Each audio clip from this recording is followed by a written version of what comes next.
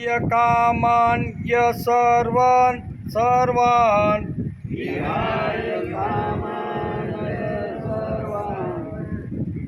विहाय कामान् सर्वान्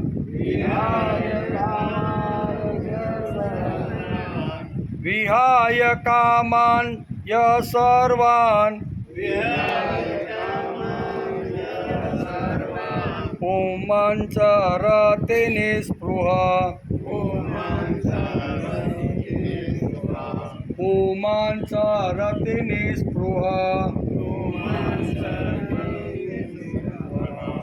विहाय कामान्य सर्वान् पुमांसरते निःस्पृहा विहाय कामान् सर्वान् पुमांसरते निःस्पृहा विहाय कामान्य सर्वान् पुमांसरते निःस्पृहा विहाय कामान् सर्वान् पुमांसरते निःस्पृहा निर्ममो निरहंकार निर्ममो निरहंकार निर्ममो निरहंकार निर्ममो निरहंकार निर्ममो निरहंकार निर्ममो निरहंकार शान्तिमधिगच्छति शान्तिमधिगच्छति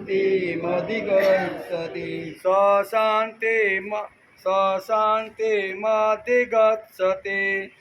शान्तिमधिगच्छति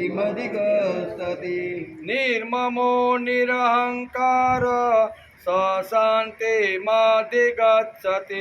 निर्ममो निरहंकार शान्तिमधिगच्छति विहाय कामान्य सर्वान् पुमांसरते निःस्पृहा निर्ममो निरहंकार शान्तिमधिगच्छति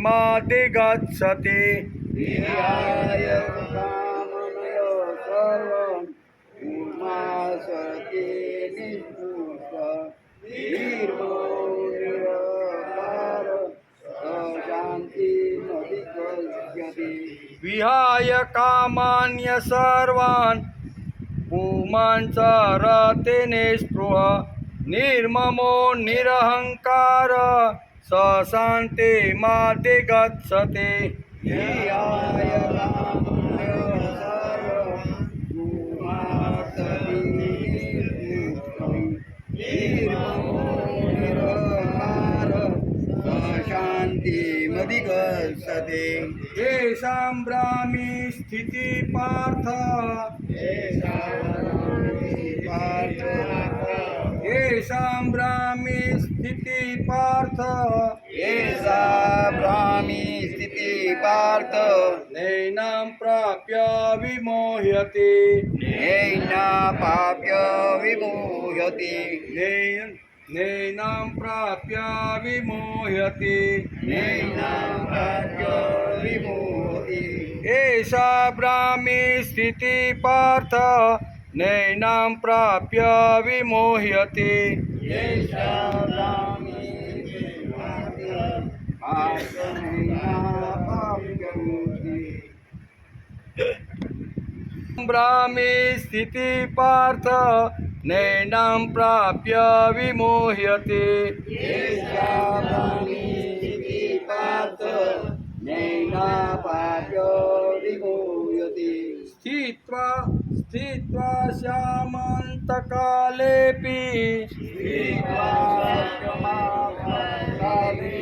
स्थित्वा श्यामन्तकालेऽपि ब्रह्मनिर्वाणमृच्छते ब्रह्मनिर्वाणमुच्यते ब्रह्मनिर्वाणमृच्छते ब्रह्मनिर्वाणमुच्यते एषा ब्राह्मी स्थिति पार्थ नैनां प्राप्य विमोह्यते स्थित्वा श्यामन्तकालेऽपि ब्रह्मनिर्वाणमृच्छते एषा ब्राह्मी स्थिति पार्थ नैनां प्राप्य विमोह्यति स्थित्वा श्यामन्तकालेऽपि ब्रह्म निर्वाणमुच्यते હવે બે શ્લોક એક સાથે વિહાય કામાન્ય સર્વાન સરતે નિસ્પૃહ નિર્મમો નિરહંકાર શાંતિમાધિગચ્છતિ એષા ગ્રામી સ્થિતિ પાર્થ નૈનાં પ્રાપ્ય વિમોહયતે સ્થિત્વા શ્યામन्तકાલેऽપि બ્રહ્મનિર્વાણમૃચ્છતે બ્રહ્મનિર્વાણમૃચ્છતે હરિ ઓમ.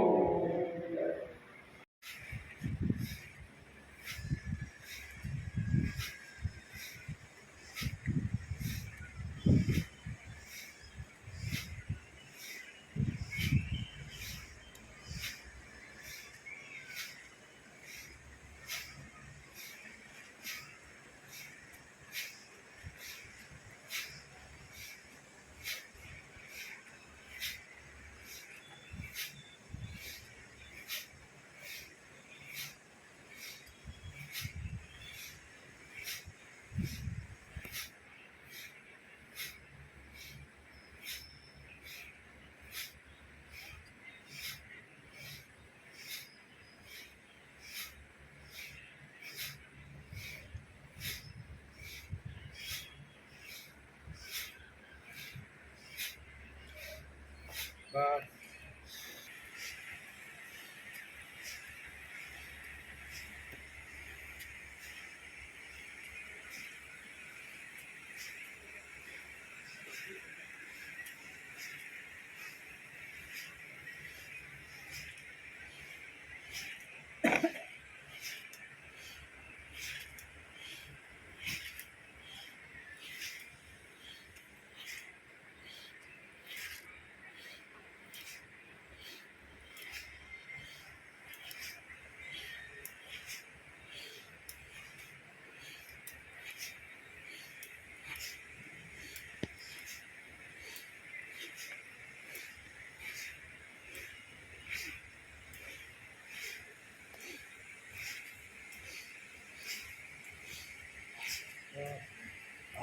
મારે તો માંડ આવ્યો શેઠો માંડ લાંબો માંડ શેઠો આપણે નથી છોડવાનું એક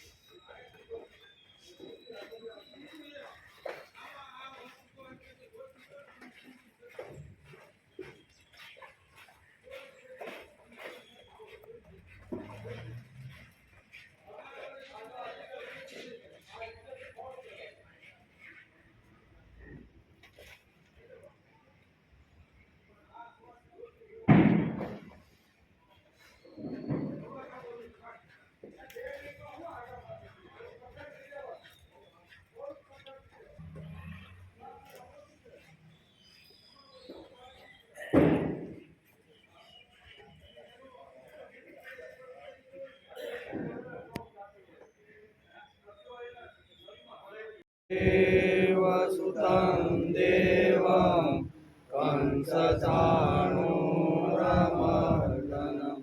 देवकी परमानन्दं कृष्णं वन्दे गुरुर्ब्रह्मा गुरुर्विष्णु गुरुर्देवो महेश्वर गुरु साक्षात् परब्रह्म तस्मै श्री गुरुवे नमः नारायणं नमस्कृत्यं नरं चैव नरोत्तमं देवी सरस्वती व्यासं ततो जयमुदीरय ततो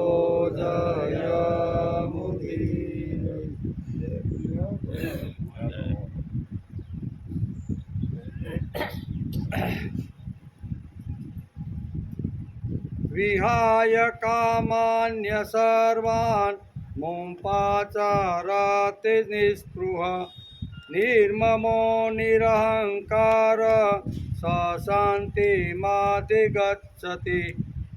આજે શ્રીમદ ભગવદ્ ગીતા ચિંતન શરૂ થયું એનો 140મો દિવસ. ગઈકાલે આપણે બીજા અધ્યાયના 71મા શ્લોકમાં થોડોક વિચાર કર્યો હતો. જે પુરુષ સઘળી કામનાઓ છોડીને મમતા વિનાનો, અહંકાર વિનાનો અને સ્પૃહા વિનાનો થઈને વિચરે છે તેને જ શાંતિ પ્રાપ્ત થાય છે. એ આપણે 71મા શ્લોકની અંદર બીજા અધ્યાયમાં જોતા હતા. પ્રથમ અધ્યાયના આરંભે ધૃતરાષ્ટ્રની ચિંતા છે. શ્રીમદ ભગવદ્ ગીતાનો પ્રથમ અધ્યાય બરોબર, અને પ્રથમ શ્લોકમાં ધર્મક્ષેત્રે કુરુક્ષેત્રે સમવેતા યુયુત્સવ મામકા પાંડવા ચેવ કિમ કુર્વત સંજય. ધૃતરાષ્ટ્રની ચિંતા વેદવ્યાસે ચિતરી છે. એ આપણે આની પહેલાં પણ થોડોક વિચાર કરતા હતા. તે વખતની પરિસ્થિતિ સમજવા માટે વેદવ્યાસે આ શ્લોકનું મહત્ત્વ સમજાવ્યું. પહેલો શ્લોક ધૃતરાષ્ટ્રના મુખમાંથી નીકળે છે અને આખું જે મહાભારતના યુદ્ધની જે શરૂઆત થઈ એની આખી પરિસ્થિતિ કેવી હતી એનું વર્ણન અહીંયા પહેલા શ્લોકથી જ વ્યાસે સમજાવવાનો પ્રયત્ન કર્યો છે. જેટલી ગીતા જીવનદાયી અને સંજીવની છે તેટલી તેની પરિસ્થિતિ પણ સ્તુતિદાયક છે. પહેલો અધ્યાય યુદ્ધભૂમિ અને યુદ્ધના પરિણામનો વિચાર કરે છે. બરાબર, યુદ્ધ અને યુદ્ધના પરિણામો કેવા છે એ પહેલા અધ્યાયની અંદર શું કહેવાય વ્યાસે ચિતરવાનો પ્રયત્ન કર્યો છે. ધૃતરાષ્ટ્ર પહેલા શ્લોકમાં પૂછે છે કે કૌરવ અને પાંડવો શું કરે છે. ખરેખર આવું પૂછવાનો અર્થ શું છે? કૌરવ અને પાંડવો કુરુક્ષેત્રના મેદાનમાં અત્યારે બંને હામાં ઊભા છે તો શું કરે છે? તો ધૃતરાષ્ટ્રને ખબર નહોતી? એને તો ખબર જ હતી કે ભાઈ યુદ્ધ કરવા માટે જ આ બે ભેગા થયા છે. પણ અહીંયા પૂછ્યું શું કે પાંડવો અને કૌરવ આ બંને પક્ષની અંદર આવેલા યોદ્ધાઓ અત્યારે શું કરી રહ્યા છે? પાંડુ પુત્ર અને મારા પુત્રો અત્યારે શું કરે છે? એ કાંઈ જમવા માટે ભેગા થયા હતા? જમવા માટે ભેગા થયા નહોતા. ક્રિકેટની મેચની હાલતી હતી કુરુક્ષેત્રના મેદાનમાં, ત્યાં બે જોવા ગયા હતા કે હાલો ભાઈ કોણ જીતે છે. તો એને ધૃતરાષ્ટ્રને તો ખબર જ હતી એમ કે એ લડવા માટે જ બધા ભેગા થયા છે. તો એમ એને પૂછવું જોઈતું હતું કે હવે કુરુક્ષેત્રના મેદાનમાં કૌરવ અને પાંડવો ભેગા થયા છે તો યુદ્ધ શરૂ થયું કે નહીં? એને બદલે શું પૂછે છે? કિમ કુર્વત સંજય, મારા અને પાંડુના પુત્રો શું કરે છે? આવો પ્રશ્ન પૂછ્યો. હકીકતે વ્યાસ કહે છે એને હું પૂછવું જોઈતું હતું કે યુદ્ધ શરૂ થઈ ગયું કે નહીં, કારણ કે યુદ્ધ માટે તો ભેગા જ થયા હતા એમ. બરાબર, કોઈના લગ્નની પાર્ટીમાં ભેગા થયા નહોતા, ક્રિકેટની મેચ જોવા માટે ભેગા થયા નહોતા. તો ભેગા શા માટે થયા હતા એ ધૃતરાષ્ટ્રને ખબર હતી, પણ છતાંય સંજયને કહે છે કિમ કુર્વત સંજય. એનો અર્થ એવો થયો કે એને કંઈક ચિંતા અંદર ખાઈ રહી છે. અંદર બેઠા બેઠા કઈ ચિંતા છે કે મેં જે સંજયને વિષ્ટિ કરવા માટે મોકલો હતો ઉપલવ સાવણીની અંદર, બરાબર ને? તો મારો સંદેશો લઈને જે વખતે સંજય અહીંયા સાવણીમાં આવ્યો, પાંડવોની સામે એણે મારો પ્રસ્તાવ મૂક્યો, તો એની અસર ત્યારે તો નહોતી થઈ, કારણ કે કૃષ્ણ ભગવાન ઊભા થઈને કીધું હતું કે આ સંદેશો જ્યાંથી આવ્યો હોય ને ત્યાંથી પહેલાં આચરણ કરવાની શરૂઆત તારા શેઠને કહી દેજે. સંજયને શું કીધું કે આ જે ઉપદેશ જેણે મોકલો છે ને ત્યાંથી આચરણ કરવાની શરૂઆત કરે એમ. અહીંયા કાંઈ નથી, હું આવતીકાલે આવું છું વિષ્ટિ કરવા માટે. જેમ ભગવાન પોતે જાતે ઊભા થાય અને સંદેશાવાહક સંજયને આવી રીતનું કહેશે. સંજયે ધૃતરાષ્ટ્રને સંદેશો આપ્યો જે કાંઈ ઘટના બની, એટલે એ ચિંતામાં છે કે મેં જે સંજયને મોકલો તો સંદેશો લઈને એ વખતે અહીંયા પાંડવો ઉપર એની કોઈ અસર થઈ નથી. પણ હવે કુરુક્ષેત્રમાં અસર થઈ કે નહીં? લડવા માટે પાંડવો અહીંયા કુરુક્ષેત્રના મેદાનમાં આવ્યા છે તો એના ઉપર અત્યારે અસર થઈ કે નહીં એ એને જાણવું હતું. એટલે સંજયને પૂછે છે કે ધર્મક્ષેત્રે કુરુક્ષેત્રે સમવેતા યુયુત્સવ મામકા પાંડવા તેવ કિમ કુર્વત સંજય. ઉપલવ્ય સાવણીમાં તો એની બિલકુલ અસર થાય નહીં, પણ હવે પછી લડવા માટે ભેગા થયા છે તો પાંડવમાંથી કોઈ યોદ્ધો પાછો હટ્યો કે કેમ? લડવાની કોઈ ના પાડે છે કે નહીં? મારા સંદેશાની અસર કુરુક્ષેત્રના મેદાનમાં પાંડવો ઉપર પડી કે નહીં, એ એને જાણવું હતું. કેવું? સંજય પાસેથી આ જાણવાનું હતું, નકર એને એમ જ કહેવું જોઈતું હતું કે ભાઈ યુદ્ધ શરૂ થયું કે નહીં. હકીકતે પૂછાય આજ ને, લડવા માટે ગયા હોય તો પૂછવું જોઈએ બેયનું વચ્ચેનું યુદ્ધ શરૂ થયું, પણ એમ પૂછ્યું સંજય, હે સંજય, મારા અને પાંડુના પુત્રો શું કરે છે? એટલે અંદરથી એક એવી એને ઈચ્છા છે કે મારા સંદેશાની અસર એને કાંઈ થઈ કે નહીં. તેથી બહુ સરસ રીતે સમજાવવાનો અહીંયા વ્યાસે પ્રયત્ન કર્યો છે. બીજી વાત છે કે આજથી શ્રાવણ મહિનાની શરૂઆત થઈ, બરોબર ને? પવિત્ર એવા 2 મહિના 12 મહિનાની અંદર આવે છે. એક માર્ગશીર્ષ, જ્યાં ભગવાને કૃષ્ણે ખુદ પોતાના મુખારવિંદમાંથી જે ગીતા કીધી એ માગસર સુધી એકાદશી, એટલે માગસર મહિનાને પવિત્ર ગણવામાં આવે છે. અને જે મહિનાની અંદર ભગવાનનો જન્મ થયો એને પણ પવિત્ર ગણવામાં આવે છે. તેથી ભારતીય સંસ્કૃતિની અંદર 12 મહિનામાં 2 મહિના એવા છે કે જેને પવિત્રતમ ગણવામાં આવે છે, અને એવા જ એક મહિનાની આજથી શરૂઆત થઈ છે. આજે પવિત્રતમ, એકદમ પવિત્ર, દિવ્ય અને અલૌકિક, અને માણસને જેટલી ભક્તિ કરવી હોય ને એ શ્રાવણ મહિનામાં કરી શકે છે. એટલો પવિત્ર આ મહિનો છે. એની પણ આજથી શરૂઆત થઈ છે, એટલે કે આજથી શ્રાવણ માસની શરૂઆત થઈ. તેથી આવા પવિત્ર દિવસોમાં આપણે શ્રીમદ ભગવદ્ ગીતાની પૂજા અને નમસ્કાર કરવા મળી છે, એ પણ આપણું સદભાગ્ય છે. આવા પવિત્ર માસની અંદર શ્રીમદ ભગવદ્ ગીતાનું શ્રવણ કરવું, એના સિદ્ધાંતો, એના જે કાંઈ આવી રીતના વાતો છે એ સાંભળવી અને જીવનમાં લાવી એ કાંઈ હેલી વાત નથી. એટલે પવિત્ર મહિનામાં પવિત્ર દિવસે પવિત્ર ગ્રંથનો અભ્યાસ કરવા માટે આપણે મળી છે. અને આજથી આ શ્રાવણ માસની શરૂઆત થઈ છે. આજથી શ્રાવણ માસની શરૂઆત થઈ છે. શ્રાવણ માસ એટલે ભક્તિનો મહિમા. કેવો? શ્રાવણ મહિનો એટલે ભક્તિ સમજાવવાનો મહિમા અને ભક્તિ કરવાનો મહિમા. શા માટે? તો કે 2 મહિના પહેલાં, 1.5-2 મહિના પહેલાં દરેક ખેડૂતે વરસાદ થયો અને વાવી અને વાવેતર બધા કરી દીધા. નિંદામણ થઈ ગયું, આંતરખેડ થઈ ગઈ, બધું થઈ ગયું, પાટલા આંબી ગયા. એટલે હવે ખેતરમાં લગભગ મોટા ભાગનું કામ બધું નીકળી ગયું છે. એવા ફુરસદના સમયની અંદર આ મહિનો આવે છે. કોઈ બાનું ન બતાવે કે મારી પાસે ભક્તિ કરવાનો ટાઈમ, મારે તો ખેતીમાં ભાઈ બહુ કામ છે. હવે ખેતીમાં ખરેખર હવે 2 મહિના સુધી બહુ ઓછું કામ રહે, કારણ કે મોટા ભાગનું જે નિંદામણ ને આંતરખેડ ને ખાતર ને જે કાંઈ નાખવાનું હતું ને એ છોડ બધા મોટા થઈ ગયા. હવે ખેતરમાં વરસાદ આવે તો પણ ઘરાય એમ નથી. તો આવા સમયમાં માણસે શું કરવાનું? અને એટલા માટે આપણા મહાન જે ઋષિઓ છે, મહાન જે આપણા પૂર્વજો છે ને, એણે જ નક્કી કર્યું છે કે ભક્તિ કરવાની હોય તો શ્રાવણ મહિનામાં. શા માટે? તો કે દરેક ખેડૂતને શ્રાવણ મહિનામાં ઘણી બધી મોટી ફુરસદ હોય છે. ફુરસદનો સમય ભક્તિ કરવામાં જો વાપરે ને તો બાકીના મહિનામાં ઓછી વધતી થાય તો ચાલે, પણ ફુરસદના સમયમાં વધારે ઓવર ટાઈમ કરીને ભક્તિ કરી લેવી જોઈએ. એટલે શ્રાવણ મહિનો એટલે આપણે આપ્યો. આ શ્રાવણ માસમાં ભક્તિભાવથી મંદિરો પણ છલકાઈ જાય છે. આપણે બધાને આજ સવારે જ અનુભવ થઈ ગયો છે. મહાદેવના મંદિરે લાઈન લાંબી હોય, બરાબર ને? એટલે શ્રાવણ મહિનામાં દરેક મંદિર ઉપર જઈએ તો લાંબી કતારો, ભગવાનના દર્શન કરવા માટે, નમસ્કાર કરવા માટે, એને કાંઈ ફૂલ કે કાંઈ ધરવાનું હોય તો એના માટે લાંબી લાઈનો આ શ્રાવણ માસની અંદર બધી લાગે છે. બધાના હૃદયમાં ભાવની ભરતી આવેલી હોય છે.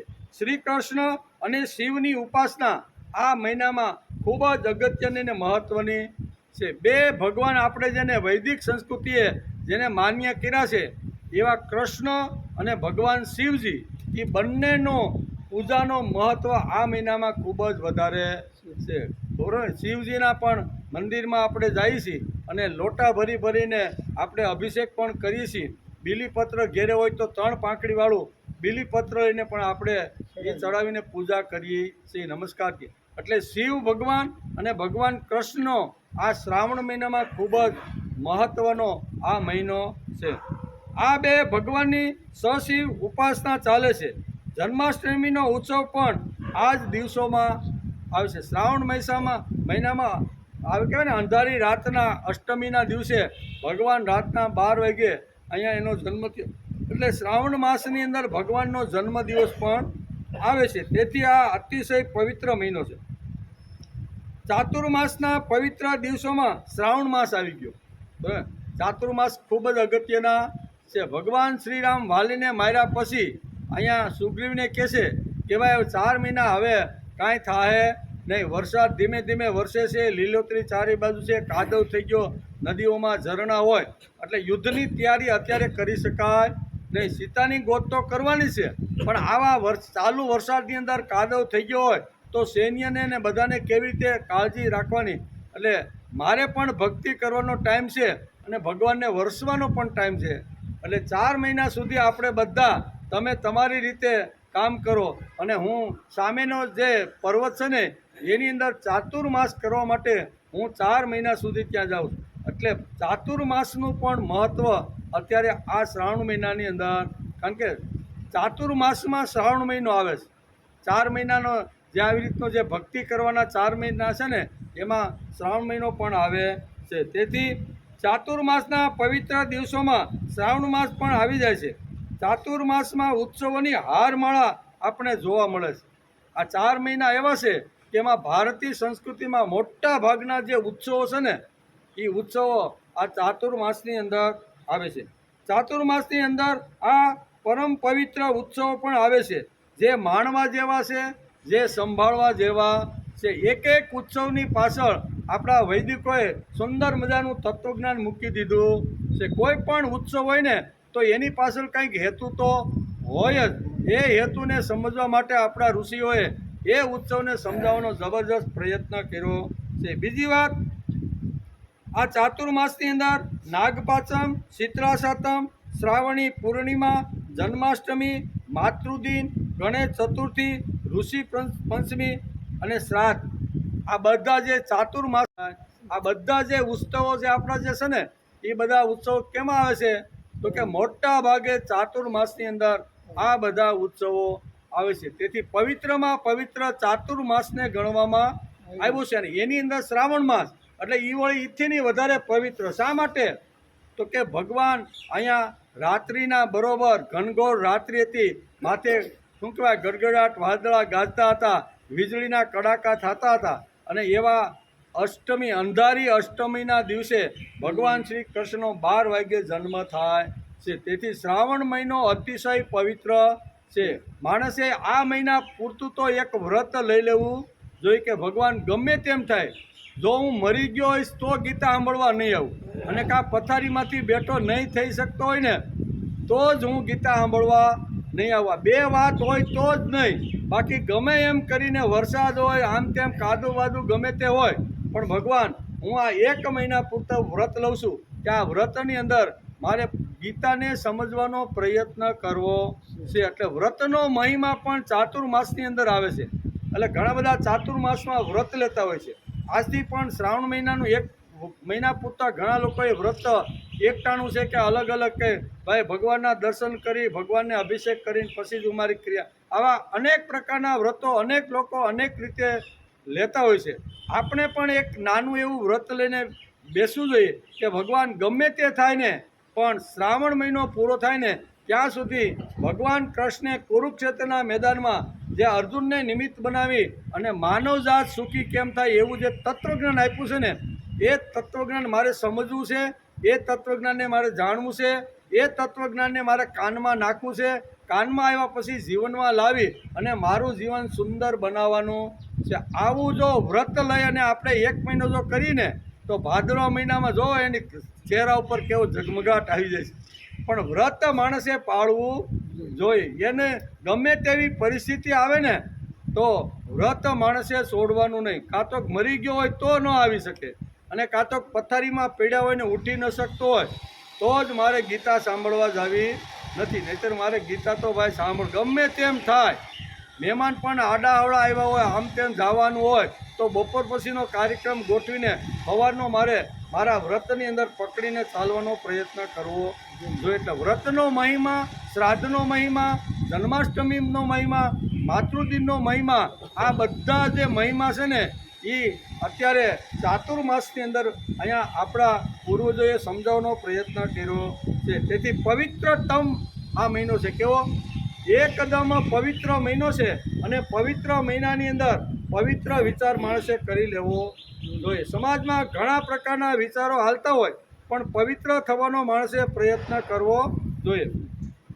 તેથી આવા પવિત્ર ચાતુર્માસમાં નવલા દિવસોમાં આપણે આપણા જીવન વિકાસ માટે શ્રીમદ ભગવદ્ ગીતાનો અભ્યાસ પણ સોમથી શુક્ર 5 દિવસ માટે અઠવાડિયામાં કરતા રહેલા છે. આપણો વિકાસ થાય, આપણને કંઈક સારી વાતો મળે, સારી વાતો મળ્યા પછી એ જીવનમાં લાવી અને એ પ્રમાણે જીવન ઘડવાનો આપણે પ્રયત્ન કરવો જોઈએ. આપણે કાંઈ આજે સાંભળવા માંડ્યા અને આવતીકાલે વશિષ્ઠ થઈ જાય એવી અપેક્ષા નહીં રાખવાની. ના ના, આજે તો અમે ગીતા સાંભળવા ગયા હતા પણ આમાં વશિષ્ઠ તો અમે ત્યાં ને હતા ને એવા. એટલે 12 વર્ષ ભાઈ બે સાંભળવા માટે 12 વર્ષે એક આપણું તપ પૂરું થાય. એક તપ પૂરું થાય ત્યાં સુધી જો માણસને બેસવાની તૈયારી હોય ને તો ભગવાનની પ્રાપ્તિ થાય, તો નારાયણ મળે. ગઈકાલે આપણે જોતા હતા ને, ધ્રુવને કંઈ પહેલે દિવસે ગયો અને પરબારા ભગવાનનું સ્મરણ ચાલુ કર્યું અને તપ શરૂ કર્યું એટલે ભગવાન પરબારા મળ્યા?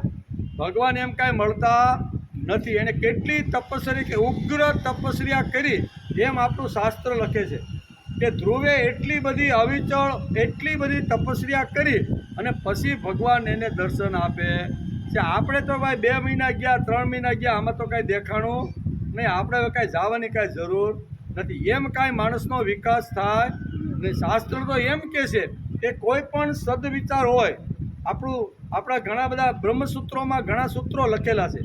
એમાં એક સૂત્ર લખ્યું છે, સતુ દીર્ઘકાળ નૈરંતર્ય સત્કારા સેવિતો દ્રઢભૂમિ. બ્રહ્મસૂત્ર આપણે જો વાંચીને તો એની અંદર આવી લાઈન બંધ આવા સૂત્રોની લાઈન લખી. એમાં લખ્યું છે સતુ દીર્ઘકાળ, લાંબા કાળ, દીર્ઘ એટલે સતુ દીર્ઘકાળ, નૈરંતર્ય સાતત્યપૂર્વક. કેવું? એક દી આવ્યા ને 5 દી નો આવે ને પાછા 5 દી પછી 2 દી આવે ને પાછો બંધ થઈ જાય, એની વાત અહીં કરતા નથી. સતુ દીર્ઘકાળ નૈરંતર્ય સત્કાર્ય, સતકાર્ય પકડી અને નિરંતર એની અંદર મન મૂકી અને સાતત્યપૂર્વક લાંબા કાળ સુધી એ વિચારને પકડી અને સાંભળી અને જીવનમાં લાવવાનો પ્રયત્ન કરે તો શું થાય? તો કે સતુ દીર્ઘકાળ નૈરંતર્ય સત્કારા સેવિતો દ્રઢભૂમિ. તો એનું જે મન છે, એની બુદ્ધિ છે, એની ઇન્દ્રિયો દ્રઢ થાય, નકર દ્રઢ થાય. લાંબા કાળ સુધી કોઈ પણ વિચારને સાંભળવાનો પ્રયત્ન કરે તો એકાદો વિચાર માંડ ઘણા સમય પછી એકાદ વિચાર જીવનમાં દ્રઢ થાય છે. તેથી કોઈ પણ વિચારને દ્રઢ કરવો હોય જીવનમાં તો લાંબા કાળ સુધી એની સાધના કરવી પડે. પ્રહલાદે સાધના કરી કે નહીં? ધ્રુવે સાધના કરી કે નહીં? નકર બાપાએ કીધું કે ભાઈ સંપત્તિ તારી છે, તું ખોટો મારા સામે પીડ્યો. હું કે મારા મર્યા પછી આ રાજગાદી તારા માટે છે એમ હિરણ્યકશિપુ કહેતો હતો પ્રહલાદને. પણ પ્રહલાદ કે એ વાત તો બરોબર, તમારા પછી તો હું જ આવવાનો છું, પણ આવી મારે 3rd ક્લાસ ગાદી કે 3rd ક્લાસ વિચાર મારે જોતો. મને તો મારો રામ જોઈ અને મારા રામને ઘર ઘર સુધી લઈ જાવ ને, એ જ મારી આવી ઈચ્છા છે. તો એને ઘણી બધી અગવડ પડી કે નહીં? ઘણી બધી અગવડ પડી, ઘણી બધા દુઃખ એને આપવાનો પ્રયત્ન કર્યો. દુઃખ એમ આપવાનો એટલો નહીં પણ મારી નાખવાનો, પોતાના દીકરાને મારી નાખવા સુધીનો બાપે પ્રયત્ન કરેલો છે. પણ રામનું નામ છોડ્યું?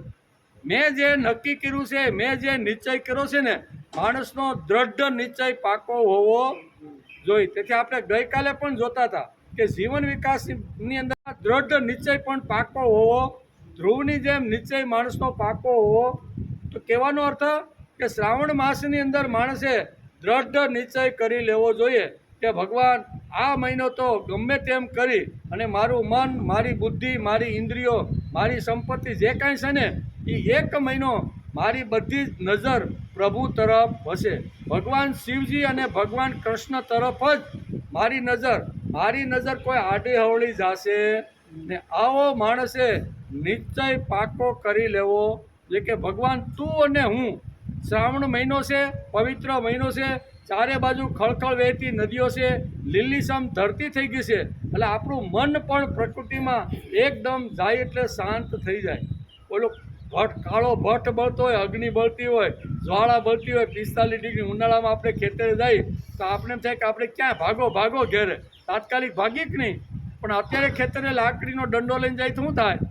ના હાલો ઘડીક શેડા ઉપર બેસી, ચારે બાજુ લીલું છમ ઘાસ હોય, સુંદર મજાનો પાક હિલવા લેતો હોય, તો એવા સમયની અંદર મન પ્રફુલ્લિત થાય ને પ્રફુલ્લિત થયેલું જે મન છે ને એ જો ભગવાનને આપીને તો ભગવાન એનો સ્વીકાર કરે છે. તેથી અહીંયા ભક્તિ માટેનો મહિનો શ્રાવણ મહિનો જ રાખ્યો.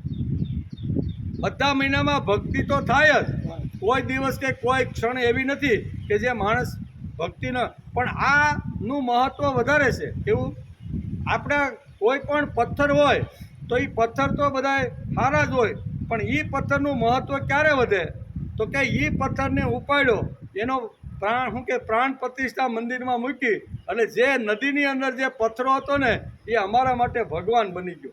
પથ્થરો તો એનોય છે ભાઈ, એવા પથ્થરો તો ઘણા અહીંયા હજી ગંગા નદીમાં ગોળ શિવલિંગ જેવા પીડ્યા છે. તમે જાઓ ને એટલે તમને ઘણા બધા હાથમાં આવે, શિવલિંગ જ જોઈ લો ને. તો એ શિવલિંગવાળો એકાદો પથ્થર કોઈએ ઉપાડ્યો, મંદિર બનાવ્યું, અને એની બધા લોકોને 3 દિવસ સુધી યજ્ઞ કરીને આની પ્રતિષ્ઠા કરીને મૂક્યું. પછી શું થઈ ગયું? એ પથ્થરો અમારા માટે ભગવાન થઈ ગયો કે નહીં? એમ બધા જ મહિના પવિત્ર છે જ, પણ શ્રાવણ મહિનો અમારા માટે વધારે પવિત્ર શા માટે? તો કે એ શ્રાવણ મહિનાના અષ્ટમીની રાત્રિએ ભગવાન જ્યારે આ ધરતી ઉપર જેણે પહેલો શ્વાસ છોડ્યો ને, તેથી અમારા માટે આ પવિત્ર મહિનો છે. તેથી પવિત્ર મહિનામાં જેટલી ભક્તિ થાય, જેટલો સારો કર્મયોગ થાય, જેટલું મન પ્રભુ તરફ વળે, જેટલી માણસની તપસ્યા વધે, એ તપસ્યા કરવાનો આ મહિનો છે. તેથી આ મહિનામાં એક ક્ષણ મારે હવે ગુમાવવી નથી. ભલે બીજા મહિનામાં થોડીક આડી અવળી થોડીક થઈ જશે કાંઈક કામકાજને, પણ આ મહિનામાં તો મારે મનને મૂકીને ભક્તિ કરી લેવી છે. એવો માણસે દ્રઢ સંકલ્પ કરવો જોઈએ. તેથી આ મહિનો પવિત્ર છે. જન્માષ્ટમીનો ઉત્સવ પણ આ જ મહિનામાં આવે ને. જન્માષ્ટમીનો જે ઉત્સવ છે ને એ આ જ મહિનામાં આવે છે. કૃષ્ણ પક્ષની અષ્ટમીના ચંદ્રની પેઠે એક પગ ઉપર ભાર મૂકી, એક પગ વાંકો રાખી, શરીરને કમનીય વળાંક આપી, મુરલીધરે જે દિવસે પ્રથમ પ્રાણ ફૂંક્યો તે શ્રાવણ મહિનાનો અષ્ટમીનો પ્રથમ દિવસ. અષ્ટમી આવી ને, આઠમને દિવસે ભગવાને રાતે 12 વાગે બહુ સરસ રીતે આખી દુનિયાને આવી તો પ્રાણ ફૂંકીને એક અવતાર થયો છે, અને એ ઇતિહાસના પાનામાં આજે અમર થઈ ગયો છે. 5000 વર્ષ ઉપર થઈ ગયા પછી છતાંય કૃષ્ણ ઉપર કોઈ ડાઘ લગાડી શક્યું. ઘણી રીતે ઘણા બધામાં ઘણા લોકોએ ટીકા ટિપ્પણો કરી છે, પણ ભગવાન શ્રી કૃષ્ણના જીવન ઉપર જે લોકો ટીકણ અને આવી રીતનું કરવા ગયા ને એ બધાય ખલાસ થયા.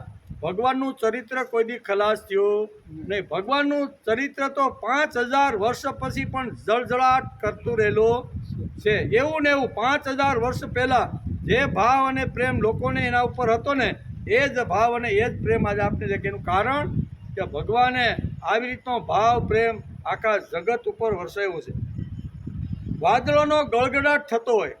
હવે અષ્ટમીની જે શ્રાવણ મહિનાની આઠમ છે ને, એટલે કૃષ્ણ પક્ષની આઠમ, એમાં શું થાય તો કે વાદળોનો ગડગડાટ થતો હોય, વીજળીના કડાકા બોલતા હોય, મુસળધાર વરસાદ તૂટી પડ્યો હોય, યમુના ભરપૂર 2 કાંઠે વહેતી હોય, તે વખતે કૃષ્ણનો જન્મ થાય છે. એને આપણે જન્માષ્ટમી તરીકે દર વર્ષે ઉજવીએ છીએ. કે ભગવાનનો જન્મ રાતના 12 વાગે કેવી પરિસ્થિતિમાં થયો તો કે કાળા ડિબાંગ વાદળા ગડગડાટ કરતા હતા, વીજળીના ચારે બાજુ ચમકારા થતા હતા, વરસાદ મુસળધાર વરસી રહ્યો હતો, યમુના ભરપૂર ચારે બાજુથી છલકાય અને 2 કાંઠે યમુના.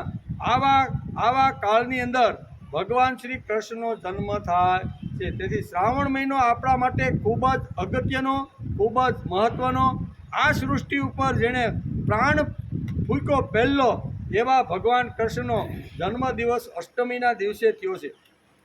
જ્યારે જીવનમાં અંધારું લાગતું હોય, હવે આ જન્મ તો થઈ ગયો, પણ જન્મ થઈ ગયો છે એની પાસે આપણે જઈએ તો આપણા જીવનમાં કેવો પ્રકાશ પડે છે એની વ્યાસ બહુ સરસ, વેદવ્યાસ બહુ સરસ એનું લખાણ લખે છે. વેદવ્યાસ લખે છે કે જ્યારે જીવનમાં અંધારું લાગતું હોય, જીવનમાં કોઈ જગ્યાએ પ્રકાશ અથવા કાંઈ આપણે સૂઝતું નહીં કે ભાઈ આટલો પ્રયત્ન કર્યો, આટલી મહેનત કરી, પણ છતાંય મારા જીવનમાં અંધારું મને ક્યાંય પ્રકાશ જડતો નથી. પછી આર્થિક હોય, સામાજિક હોય, કૌટુંબિક હોય, વ્યક્તિગત, બધામાં અંધારું પ્રવેશી ગયું હોય. ક્યાંય જગ્યાએ આપણે એમ થાય કે અહીંયા પકડું તો ત્યાં અંધારું આવે, અહીંયા પકડું તો અહીંયા અંધારું. તો એવા સમયની અંદર શું કરવાનું? તો એની વાત વેદવ્યાસ બહુ સરસ રીતે આપણા શાસ્ત્રોની અંદર લખે છે કે જ્યારે જીવનમાં અંધારું લાગતું હોય, નિરાશાનું ગમગીન વાતાવરણ ફેલાઈ ગયું, નિરાશ થઈ ગયો હોય કે ભગવાન હવે શું કરું, જીવું કે મરી જાવ? બરાબર, મરી જઈશ તો આ 2-5 છોકરાને અને પત્નીનું અને બધાનું શું થશે? ઘણીવાર એવો પણ વિચાર આવતો હોય અને ઘણી વાર થાય કે એનું જે થવું હોય તે થાય, હાલો સિંહલી લાવીને પી અને સૂઈ જાવ જરી. ઘણીવાર આવું પણ થતું હોય. આવું ગમગીન વાતાવરણ જ્યારે ચારે બાજુ જ્યારે અંધારું હોય છે, એને જ્યારે કોઈ જગ્યાએથી રસ્તો મળતો નથી કે હવે મારે શું કરવું, એવા સમયની અંદર વેદવ્યાસ લખે છે કે ગમગીન વાતાવરણ ફેલાઈ ગયું હોય, આપત્તિનો વરસાદ તૂટી પડ્યો હોય. કેવો આપત્તિ? જ્યાં હાથ નાખે ધંધો કરવાનો પૈસો, ત્યાં એને આપતી આવીને જ ઊભી હોય. કોઈ જગ્યાએ એને સફળતા મળતી નથી. આવા ખરાબ કાળની અંદર અહીં વેદવ્યાસ લખે છે કે આવી રીતના વાતાવરણ ફેલાઈ ગયું હોય, એટલે કે આપત્તિનો વરસાદ તૂટી પડ્યો હોય, દુઃખ, દૈન્ય અને દારિદ્ર્યના કાળા ડિબાંગ જેવા વાદળો ગડગડાટ કરતા હોય, ત્યારે ભગવાન શ્રી કૃષ્ણનો જન્મ થાય છે. અને એ શ્રાવણ માસમાં થયેલો જે જન્મ છે એને ગીતા જ્ઞાન આપી અને આખી દુનિયાને નિરાશ થયેલો, થાકી ગયેલો, અંધારામાં અટવાતો બધા જ લોકોને કંઈક ને કંઈક માર્ગદર્શન શ્રીમદ ભગવદ્ ગીતામાંથી આ ભગવાને આપેલું છે. તેથી નિરાશ થાય, કાળા ડિબાંગ જેવા વાદળા હોય, અંધારું હોય, કોઈ જગ્યાએ રસ્તો ન પડતો હોય, ત્યારે શ્રીમદ ભગવદ્ ગીતા હાથમાં લઈને જો માણસ ફરે ને તો બધી જ સમસ્યાઓનો ઉકેલ શ્રીમદ ભગવદ્ ગીતાની અંદર અર્જુનને નિમિત્ત બનાવી અને કુરુક્ષેત્રના મેદાનની અંદર એમણે આ સુંદર મજાનો સંદેશો આખી માનવ જાતને આપી દીધો છે. કામનાઓની સ્પૃહા વિનાનો થયો, જેમના અલકે મમતા વિનાનો થયો, અહંકાર વિનાનો થયો, છતાં પણ જગતમાં વિચરણ કરે છે, આવો સ્થિત પ્રજ્ઞનો વિચાર આપણો ચાલતો રહેલો છે. આપણો વિચાર કયો હાલે છે? તો કે અર્જુનનો જે કાંઈ પ્રશ્ન હતો કે સ્થિત પ્રજ્ઞસ્ય કા ભાષા, કે હે ભગવાન, સ્થિત પ્રજ્ઞની લક્ષણ શું હોય છે, ભાષા કેવી રીતની હોય છે, હલનચલન, બોલું, આ 5 જે પ્રશ્નો પૂછાતા 55મા શ્લોકમાં, એનો વિચાર અત્યારે આપણે અહીંયા 71મા શ્લોકની અંદર કરી રહ્યા છીએ કે ભગવાન કે અર્જુનનો પ્રશ્ન કે ભગવાન આ લોકોનું વિચલન કેવી રીતે ચરતી શબ્દ વાપર્યો છે. કેવો? ચરતી એટલે ફરવું. આ જે સ્થિત પ્રજ્ઞ છે એનું ફરવું કેવું હોય, એનું હાલવું કેવું હોય, એની ચાલ કેવી હોય, એ સમાજમાં જ્યારે ફરતો હોય ત્યારે એની સાંકડી કેવી રીતની ખટખટ જાતી હોય, આ બધું ભગવાન તમે મને સમજાવો એમ કરી અને આ શ્લોકનો ગઈકાલે પણ આપણે વિચાર કરતા હતા. આમાં સ્થિત પ્રજ્ઞની ટોચ એટલે ભગવાન. તેથી જ આપણે ભગવાન વ્યાસ, ભગવાન વશિષ્ઠ અને ભગવાન યાજ્ઞવલ્ક બોલી. આપણે તો વિશેષણ લગાડી. જ્યારે આવા ઋષિઓને આપણે જ્યારે યાદ કરીને ત્યારે ભગવાન વ્યાસ આગળ એક વિશેષણ લાગ્યું. શું લાગ્યું? ભગવાન વ્યાસ, ભગવાન વશિષ્ઠ, ભગવાન વિશ્વામિત્ર, આવા આપણે શબ્દો વાપરી છે. આવા મહાપુરુષો અને આવા જે ઋષિઓ છે એની પાસે આપણે જો જઈએ, એની વિચારધારા સાંભળીએ અને જીવનમાં લાવીએ તો જ આપણે શાંતિ મળે છે. કારણ કે પ્રશ્ન એ છે સ શાંતિમાંથી ગચ્છતિ, કેવા લોકોને શાંતિ મળે? ત્યારે ભગવાન બહુ સ્પષ્ટ રીતે કહે છે કે મારા લોકો જે બની ગયા છે તે, મારી પાસે જે આવ્યા છે તે, બરાબર, એમના જે વિચારો છે, એમની જે કાંઈ વાણી છે ને, એ વાણી તારા જીવનમાં લાવી અને એ પ્રમાણે જીવવાનો પ્રયત્ન કરીશ તો શાંતિમાંથી ગચ્છતિ, તો એ માણસને શાંતિ મળે છે. એ આપણો વિષય ચાલે છે.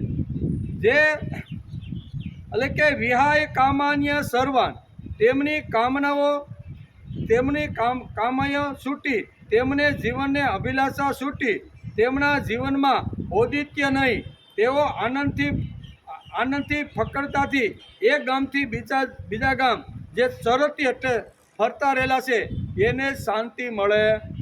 એક જગ્યાએ સ્થિર બની મંદિર બાંધી અને ધામા નાખી 5-25 શિષ્યો મૂંડી અને બે એને શાંતિ મળતી.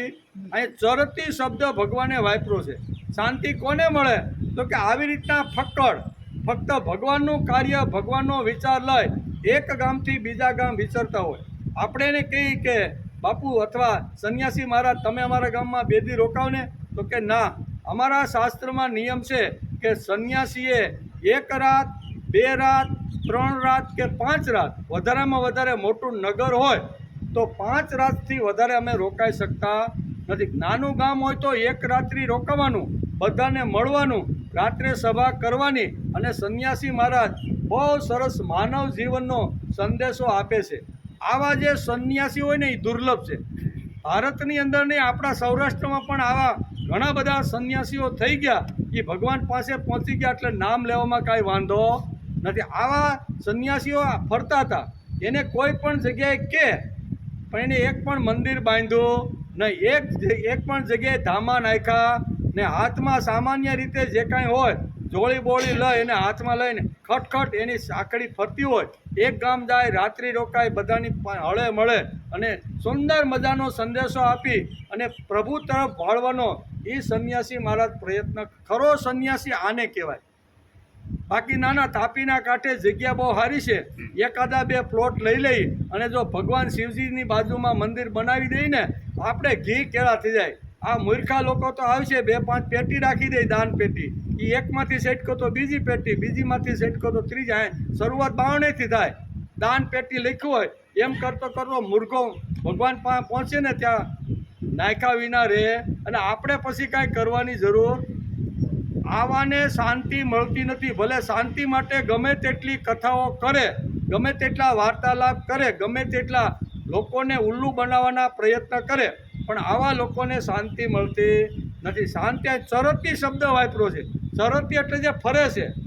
કોઈ પણ જગ્યાએ પોતાનો આવાસ, પોતાનું મકાન, પોતાનું મંદિર અથવા પોતાની નાના નર્મદાનો કિનારો હારો છે ને, અહીં ધામા નાખો એવો આ સંતો ક્યારેય વિચાર કરતા નથી. ગયા પછી મારા તમારા જે કરી એક આખી વાત જુદી છે, પણ એની હયાતીમાં એ ક્યારેય આવી રીતનું કરતા નથી. એટલે ચરતી શબ્દ બહુ સરસ વાપરવાનો પ્રયત્ન કર્યો છે.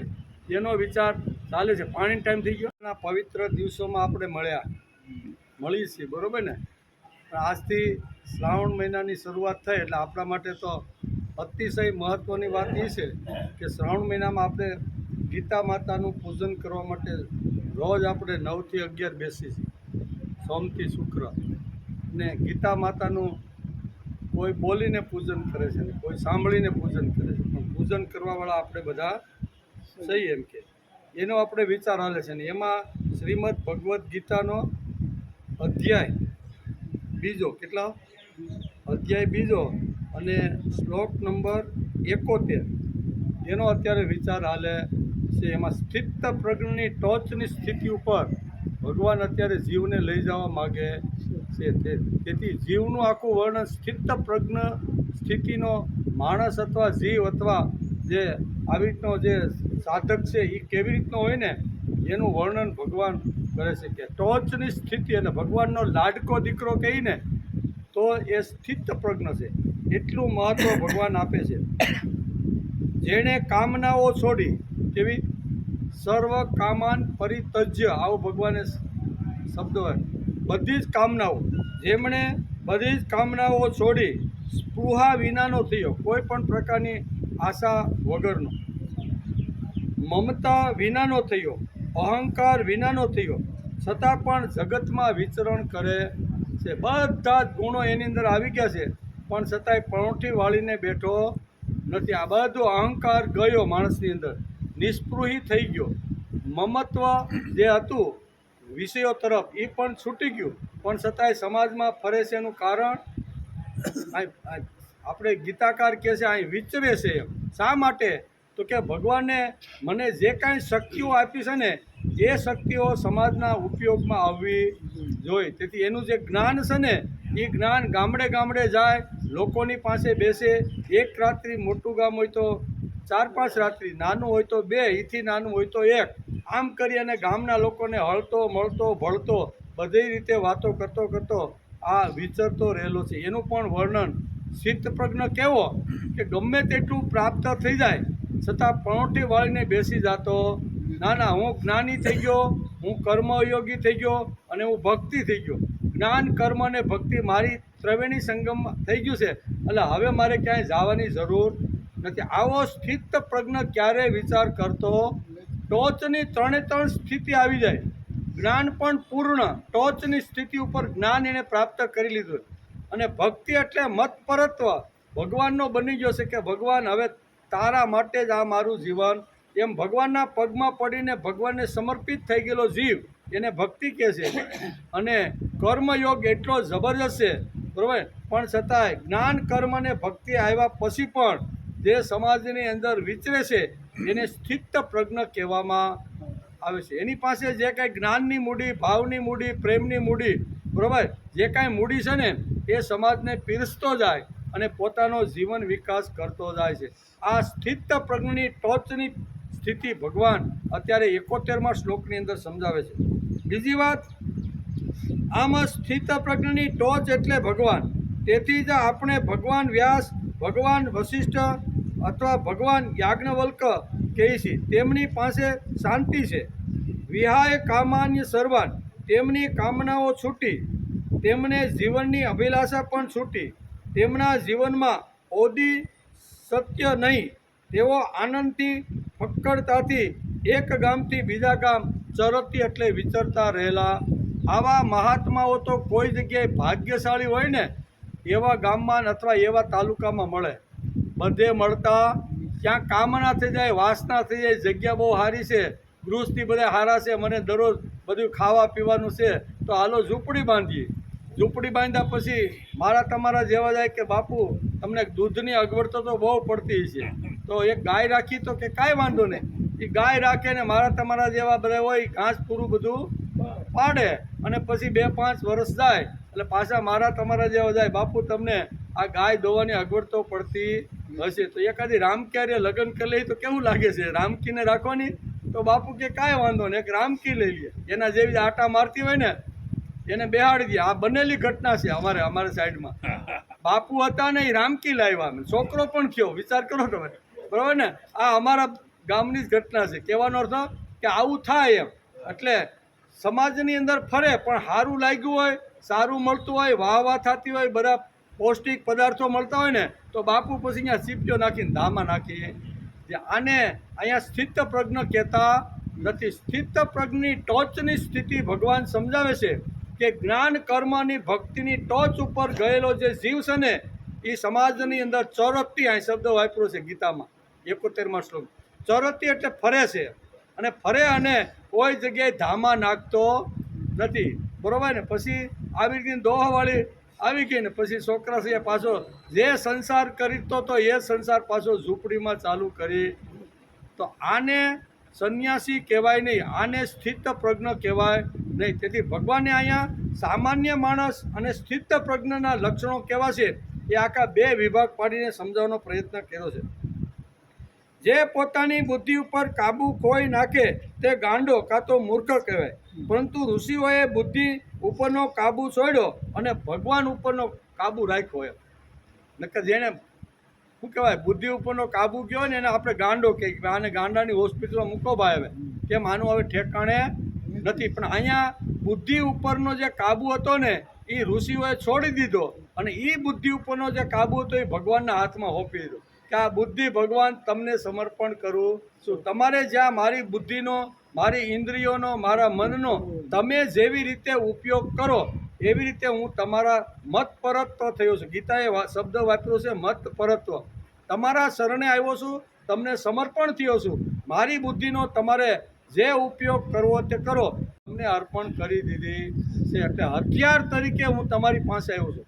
હથિયાર તરીકે તમારે જ્યાં જેવી રીતે ઉપયોગ કરો આવી રીતનો જેનો વિચાર છે ને એને સ્થિત પ્રજ્ઞની ટોચની સ્થિતિ કહે છે.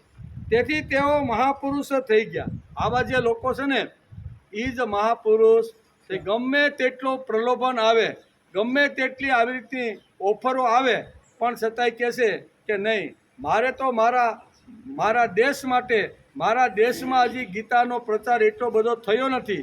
ગીતાના સિદ્ધાંતોને, ગીતાના જે કંઈ વાતો છે ને એ અંતિમ માણસ સુધી હજી પહોંચી નથી ને, તેથી હું તમારા દેશમાં રહીને હું આ કામ કરી શકું નહીં. 1954ની ઘટના, બરાબર, આખી દુનિયાની ઇન્ટરનેશનલ ફિલોસોફી કોન્ફરન્સ જાપાનમાં ભરાણી. કેવી નામું હતું? ઇન્ટરનેશનલ ફિલોસોફિકલ કોન્ફરન્સ, આવું એક નામ રાખી અને દુનિયાના જેટલા ફિલોસોફર હતા, જેટલા વિચારકો હતા ને, એને જાપાનની અંદર એક ગામની અંદર ભેગા કર્યા અને ઘણા દિવસ સુધી આ એનું મનોમંથન હાલતું હતું કે દુનિયામાં કયો વિચાર શ્રેષ્ઠ છે અને કયો વિચાર દુનિયાના અંતિમ માણસ સુધી જાય તો માણસ હસતો રમતો 100 વર્ષ જીવી શકે. એના માટે બધા દુનિયાનું જે માખણ હતું ને, તત્વજ્ઞાનીઓ જે જબરદસ્ત એવા મહાજ્ઞાનીઓ બધાની 1954માં આવી રીતની એક સભા થઈ. બરાબર, એક સુંદર મજાની સભા થઈ અને સભાની અંદર દુનિયાના બધા જ લોકો એ કોન્ફરન્સની અંદર ભાગ લેવા માટે આવ્યા હતા. ભારતની અંદર પણ એને આમંત્રણ મોકલ્યું હતું. બરાબર, એ આમંત્રણ આ સભા કોણે ગોઠવી? તો કે અમેરિકાના એક ડૉક્ટર ક્રોમ્પ્ટન થઈ ગયા, અત્યારે તો નથી, પણ એ ક્રોમ્પ્ટન હતા. એને થયું કે દુનિયાને મારે કંઈક આપવું છે, તેથી આવા મહાપુરુષને બોલાવી અને એની પાસેથી કાંઈ તત્વજ્ઞાન છે ને એ દુનિયા સમક્ષ જાય એવો આવી રીતનો હતો. આ પ્રમાણે કોન્ફરન્સ થાય છે અને ભારતની અંદર પણ એક આમંત્રણનો લેટર આવે છે. અને એ આમંત્રણ કોને હતું? તો કે પીવી આઠવલે, પાંડુરંગ શાસ્ત્રીને આમંત્રણ હતું કે આવી કોન્ફરન્સ છે એમાં તમારે આવવાનું છે. પહેલાં તો દાદાએ ના પાડી દીધી કે ભાઈ મારી પાસે હું કાંઈ એટલું ભણ્યો નથી, મારી પાસે કોઈ એટલું, હું કાંઈ ભક્ત નથી, ભણ્યો નથી, જ્ઞાની નથી, કર્મયોગી નથી, મારી પાસે કોઈ ડિગ્રી પણ નથી, તેથી હું આવતો નથી એમ કરીને લેટર પાછો મોકલી દો. ફરી લેટર એના હાથમાં ગયો અને જે ભાઈ પાંડુરંગ શાસ્ત્રીના સંપર્કમાં હતા ને એ ભાઈએ કીધું કે તમે એને ફરીથી આવી રીતનો એક લેટર લખો અને આગ્રહ કરીને બોલાવો. એ એટલા બધા એના કાર્યમાં વ્યસ્ત છે ને તેથી આવી ન શકે.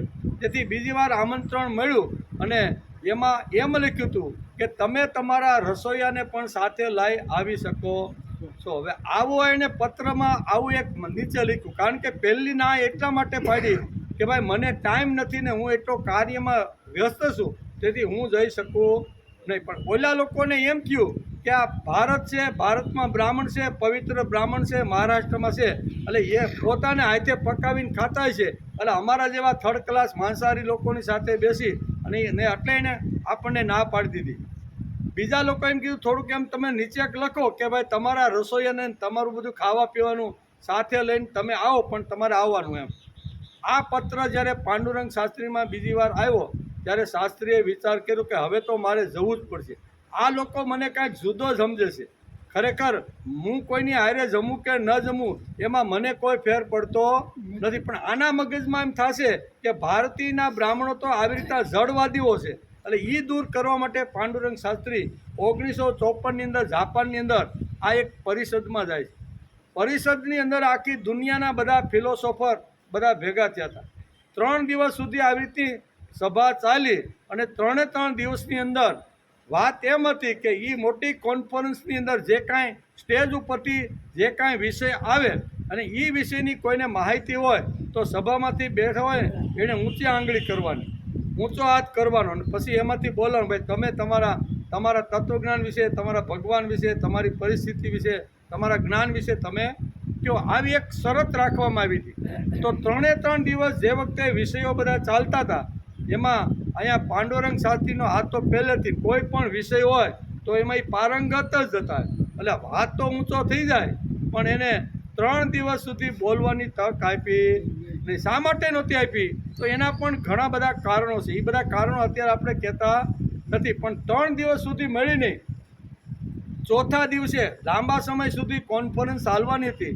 ચોથા દિવસે જ્યારે કીધું કે અવતારવાદ વિશે આ બેઠેલા ફિલોસોફર છે એમાં અવતારની સુંદર અને અવતાર કોને કહેવાય એની વાત આમાં કરો, તો એમાં એકાદ બે જણાએ ઊંચી આંગળી કરી 2 મિનિટ બોલી અને અવતાર વિશે એની પાસે હોય મટીરિયલ તો બોલે ને, એટલે એ શાંતિથી આવીને બેસી ગયા ને પછી તો હવે કોઈ બાકી તો પાંડુરંગ શાસ્ત્રી સભામાં એક જ એની આંગળી ઊંચી હતી અને હવે ફરજિયાત એને બોલાવવા પડે એમ હતા અને બોલાવ્યા. અને કૃષ્ણમ વંદે જગતગુરુની દાદાએ જે વાત કરીને કે અમારા ભારતની અંદર એક એવું ચરિત્ર જન્મ્યું છે ને કે આખી દુનિયાને એણે સુંદર મજાનો એમ કરી અને કલાકો સુધી એણે શ્રીમદ ભગવદ્ ગીતા, કૃષ્ણનું જીવન ચરિત્ર, કૃષ્ણ શા માટે અવતાર તરીકે ભારતની અંદર આવ્યા અને ભારતની ભૂમિમાં જેને શા માટે જન્મ લીધો, આની અપ ટુ ડેટ વાત તાળીઓના ગળગડાટ થઈ ગયા. બરોબર ને?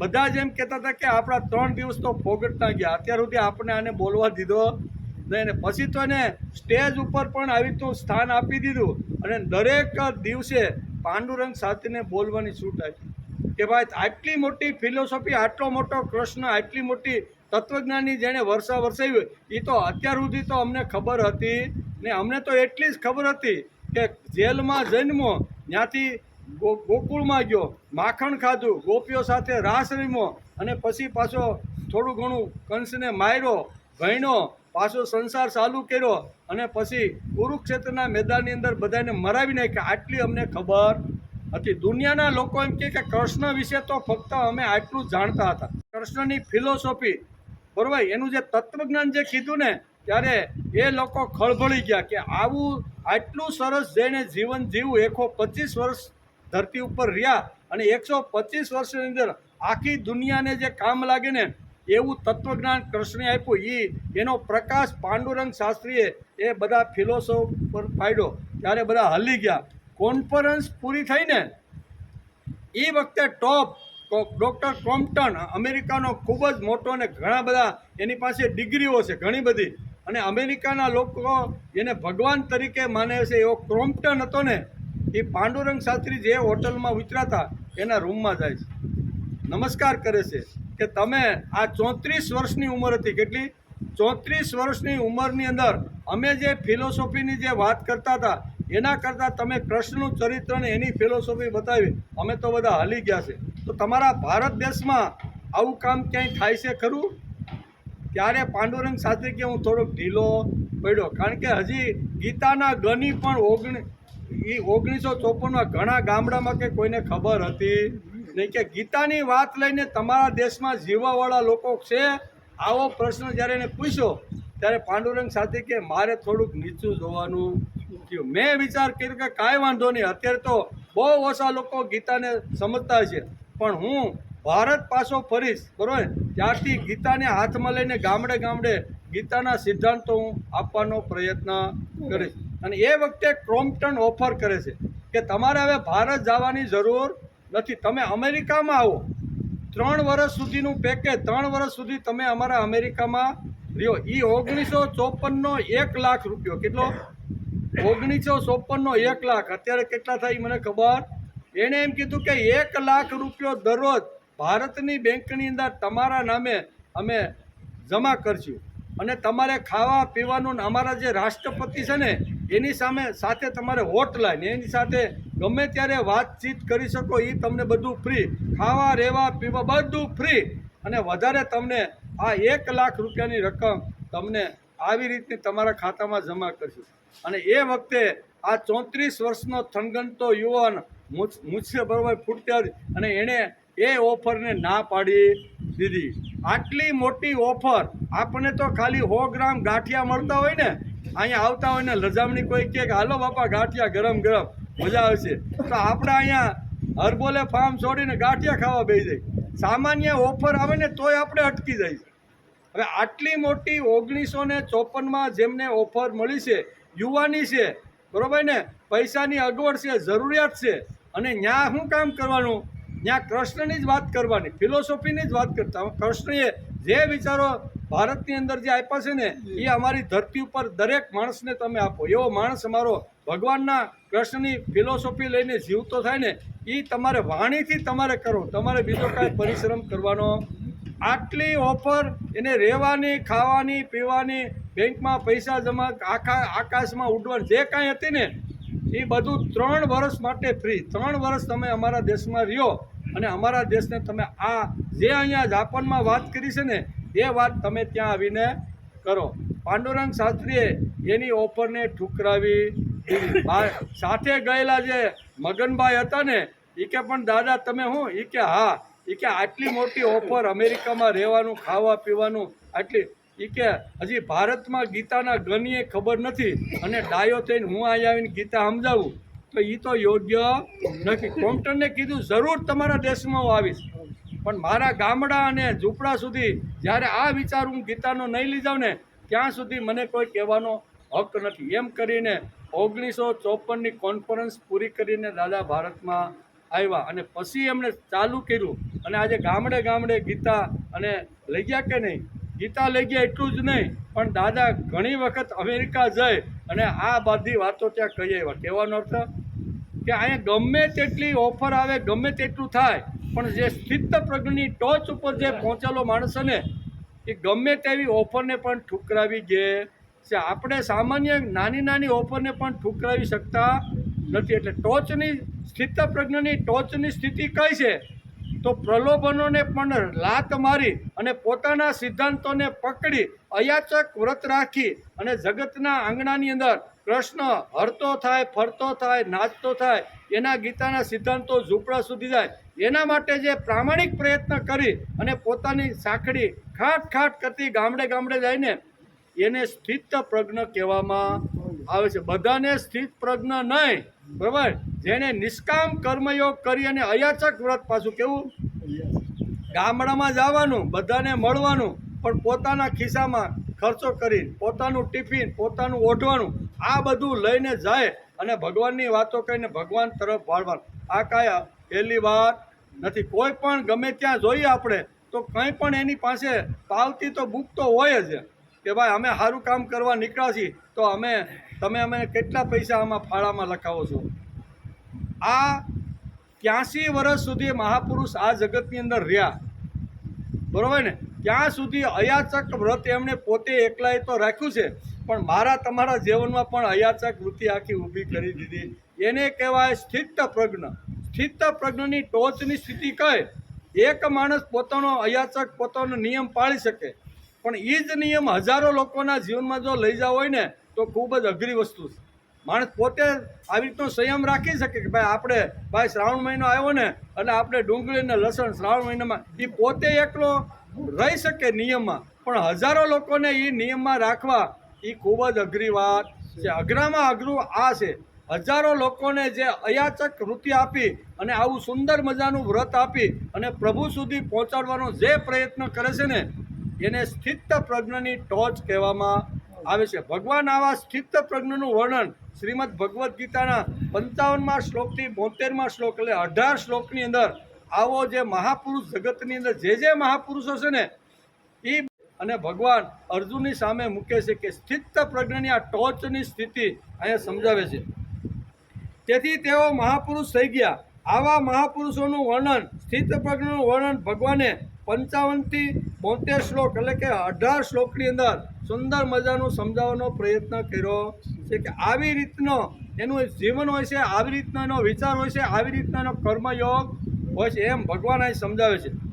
તેથી ગીતામાં ભગવાન કહે છે વિહાય કામાન સર્વાન. આ શ્લોકની અંદર પ્રથમ જ શબ્દ ભગવાને વાપરો છે. શું વાપરો છે? વિહાય કામાન સર્વાન. શ્લોકનો ચોથો ભાગ મનુષ્ય સઘળી કામનાઓને છો. આ આખો શ્લોક છે પણ એની એક જ કડી, બરાબર. એક શ્લોકના 4 ભાગ પાડીએ તો એનો એક ભાગ છે વિહાય કામાન્ય સર્વાન. આ એક ભાગ થયો. પછી એનો બીજો ભાગ છે સર્વાન મુપાચરતી નિષ્પૃહ. આ એક કડીનો બીજો ભાગ થયો. ત્રીજો થયો નિર્મમો નિરહંકાર. આ ત્રીજો ભાગ થયો અને સ શાંતિમાં દિગચ્છતિ. આ એક શ્લોકના 4 ભાગ પાડો એમાંથી આખા 700 શ્લોક જીવનમાં ન આવે તોય કાંઈ વાંધો.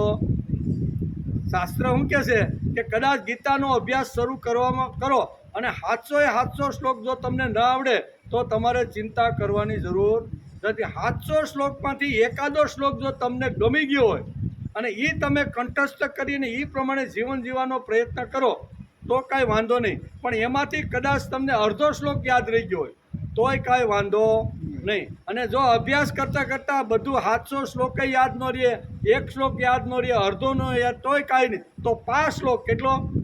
શ્રીમદ ભગવદ્ ગીતાનો 5 શ્લોક લઈને પણ જો જગતની અંદર જો ફરવાનો પ્રયત્ન કરે ને તો એ પ્રભુ સુધી પહોંચી શકે છે. આ હું કહેતો નથી, આદ્ય ગુરુ શંકરાચાર્ય કીધું છે કે ભગવદ્ ગીતા કિંચિત, કિંચિત એટલે થોડો, એક પા ભાગ.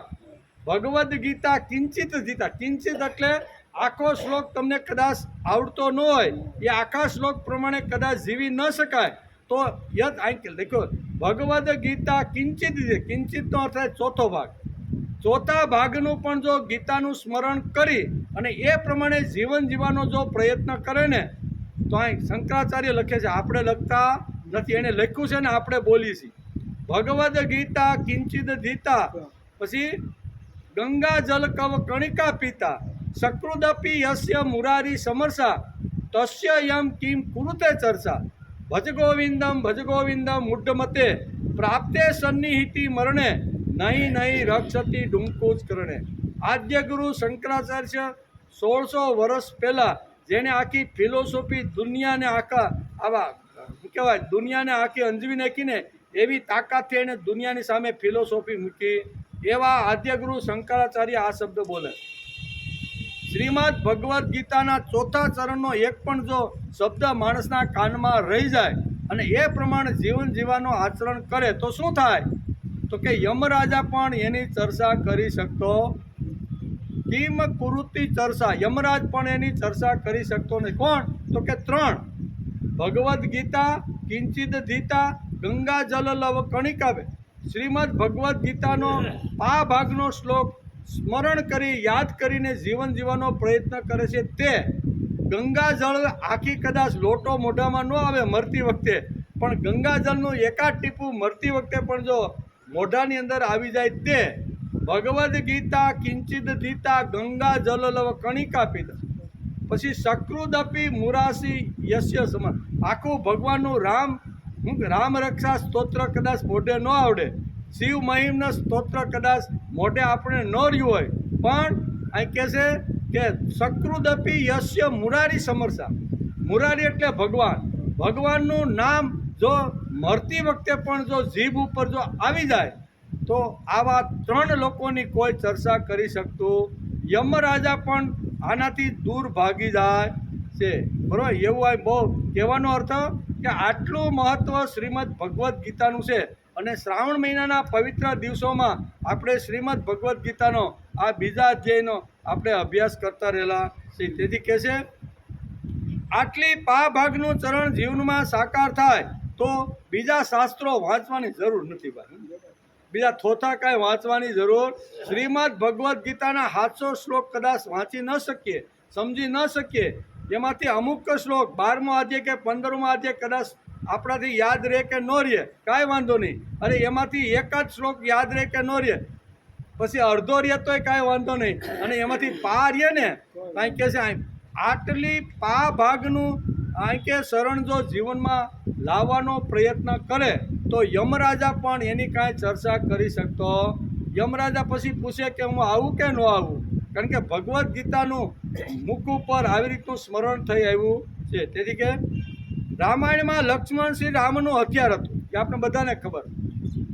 અહીંયા લક્ષ્મણનો કોઈ સ્વતંત્ર વિચાર હતો નહીં. 14 વર્ષ રામની સાથે જંગલમાં રહ્યા, વનની અંદર રહ્યા, પણ એનો પોતાનો કોઈ સ્વતંત્ર વિચાર હતો નહીં. રામનું હથિયાર બની અને લક્ષ્મણ કામ કરતા હતા.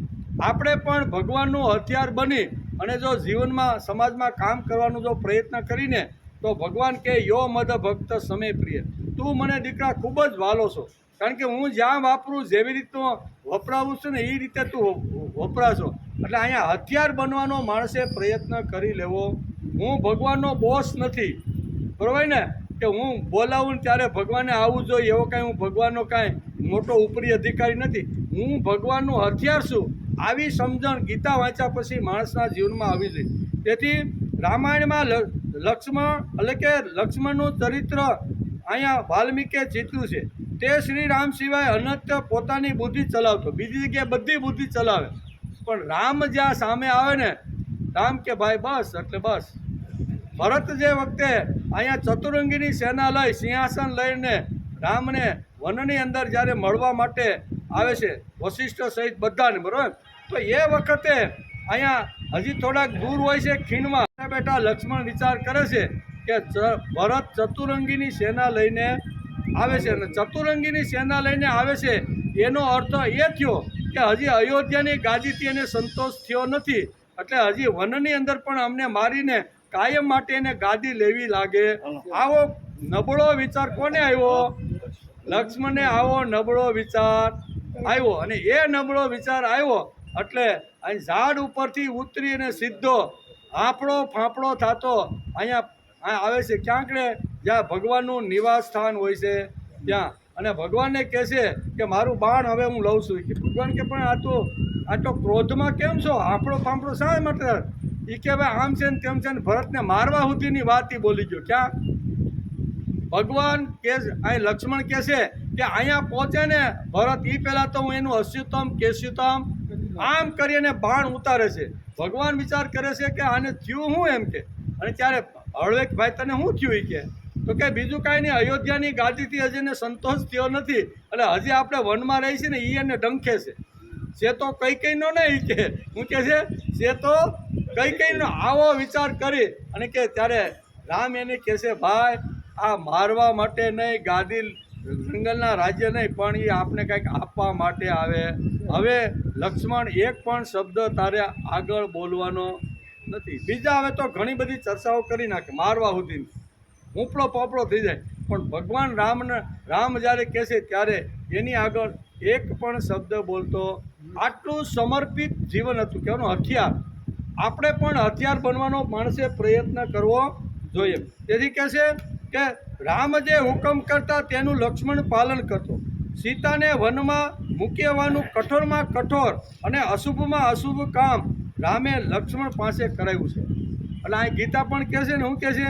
વિહાય કામાન સર્વાન, સર્વ કામનાઓ જેણે તજી દીધી છે તે, અથવા સર્વ કામનાઓ જેણે છોડી દીધી છે તે, શુભ હોય કે અશુભ બંને કામનાનો જેણે ત્યાગ કર્યો છે ને એને સ્થિત પ્રજ્ઞ કહેવામાં આવે છે. લક્ષ્મણે બંને કામનાઓ, ભગવાન શુભ કામ સિંધે તો પણ કરવાનું અને અશુભ કામ કરે તો પણ કરવાનું, એટલે શુભ અને અશુભ બંને કામનાઓ જેને છોડી દીધી છે ને તેને સ્થિત પ્રજ્ઞ મુનિ કહેવામાં આવે છે. લક્ષ્મણનું દ્રષ્ટાંત એટલા માટે કે લક્ષ્મણની ટોચની સ્થિતિ ઉપર સ્થિત પ્રજ્ઞનું વર્ણન અહીં વાલ્મીકે એનું કરેલું છે. લક્ષ્મણે બધી જ કામનાઓ છોડીને રામમાં ભેળવી દીધી. લક્ષ્મણ કહેતા કે આ શરીરથી કઠોર, અશુભમાં અશુભ અને શુભમાં અશુભ જે કાંઈ કામ કરવાનું હોય ને એ રામ મારે હાથે કરાવી શકે છે, એમાં મારો કોઈ મત નથી. મારે કોઈ મત આપવાનો કે મારો સ્વતંત્ર નિર્ણય નથી. આને કહેવાય સ્થિત પ્રજ્ઞની ટોચની બુદ્ધિ.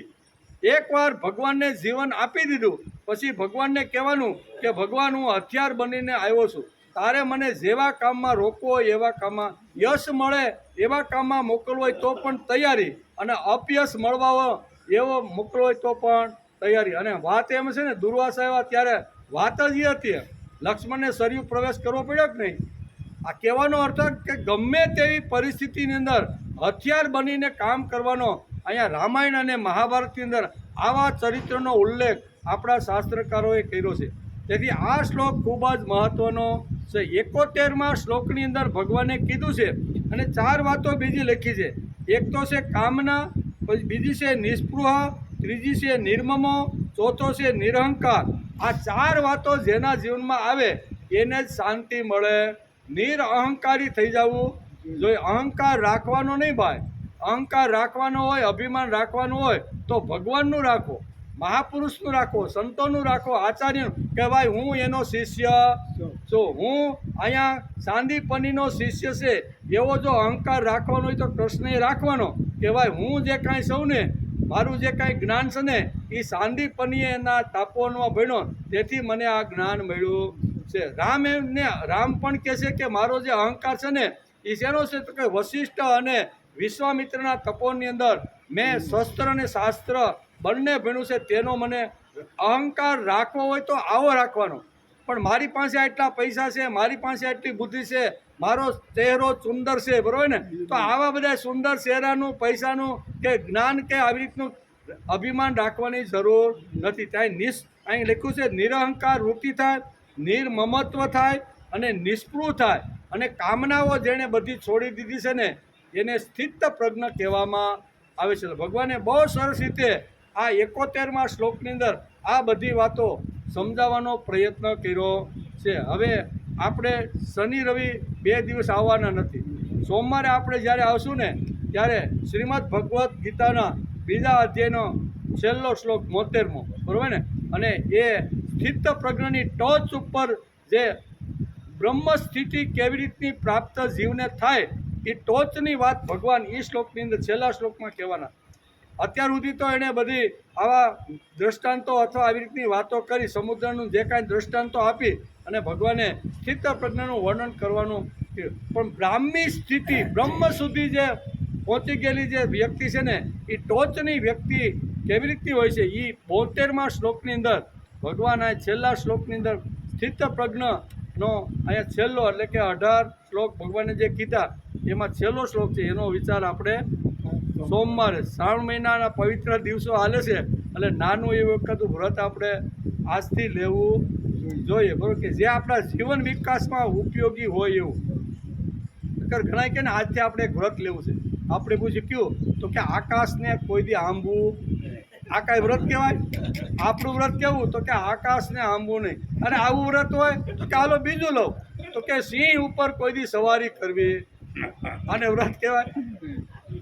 સિંહ ઉપર સવારી કરે તો તારું હસ્યું તો એટલે આવા વ્રત નહીં, પણ જીવન વિકાસના બારામાં, આપણા ઘડતરના બારામાં, બરાબર, આપણે જેવું પીએ એવું એકાદું વ્રત શ્રાવણ મહિનામાં. કારણ કે શ્રાવણ મહિનો અતિશય પવિત્રમાં પવિત્ર મહિનો છે. ભગવાન જે મહિનાની અંદર પ્રાગટ્ય ભગવાનનું થયું હોય એ આપણા માટે પવિત્ર જ હોય, બરાબર ને? પછી આટલા બધા ઉત્સવો આવતા હોય, બરાબર, તો એ ઉત્સવો શ્રાવણ મહિનામાં વધારેમાં વધારે અહીંયા નાગ પાસમથી શરૂઆત કરી શીતળા સાતમ, ઘણા બધા એવા લાઇનબંધ એવા ઉત્સવો શ્રાવણ મહિનામાં આવે છે.